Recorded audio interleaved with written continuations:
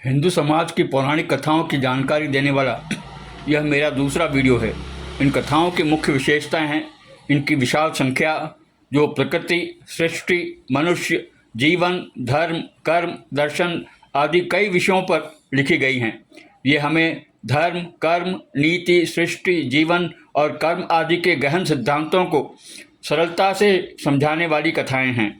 ये कथाएं मनुष्य के जीवन में मार्गदर्शन करते हुए उन्हें विनम्रता, साहस के साथ कठिन या विपरीत परिस्थितियों का दृढ़ता से सामना करने की प्रेरणा भी देती हैं।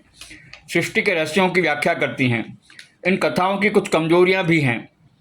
इन कथाओं में कहीं कहीं विरोधाभास है जो इन्हें भ्रामक बनाती हैं। कुछ कथाएं अंधविश्वास को भी बढ़ावा देती हैं। नैतिकता का ज्ञान देने वाली कुछ कठिन कथाएं भी हैं।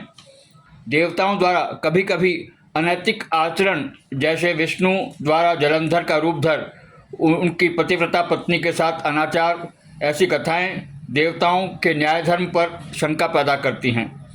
देवी देवताओं के बिना सोचे समझे तर्कहीन वरदान देने की कथाएं भी तार्किक रूप से हास्यास्पद लगती हैं। ये कथाएं पुरुष प्रधान पिता को घर का मुखिया समझकर लिखी गई हैं।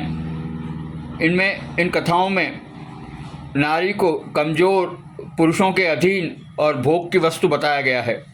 जाति और वर्ण भेद को कथाओं में लिखा गया है। जाति और वर्ण भेद को कथाओं में लिखा गया है। ऊंची जाति नीची जाति का भेद बताया गया है। इन कथाओं को हम आज के संदर्भ से देखें तो ये तर्क पर सही नज़र नहीं आती, क्योंकि ये आज की सामाजिक मान्यताएं काफ़ी बदल चुकी हैं। इन कथाओं को समझने के लिए उनके समय काल से ही उन्हें परखना होगा। बहुत सी कथाएं एक दूसरे का खंडन कर भ्रमित करती हैं। इन कथाओं की घटनाओं में ऐतिहासिक कालक्रम का अभाव है, मतलब ये कब घटी थीं यह जानकारी नहीं है। इसलिए ये सिर्फ प्रतीकात्मक या रूपक कथाएं बनकर रह गई हैं। इन कथाओं का उद्देश्य, विशेषताएं या कमजोरियां जो भी हों, इन्होंने हिंदू समाज को त्योहारों का समाज बनाकर हमारे जीवन की एकरसता खत्म कर हमारे जीवन को बहुत मनोरंजक बना दिया है।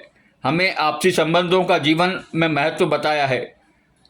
इस विषय में अगले वीडियो में बताने का प्रयत्न करूंगा। कृपया मेरे चैनल को सब्सक्राइब करें और बेल आइकन को दबा दें।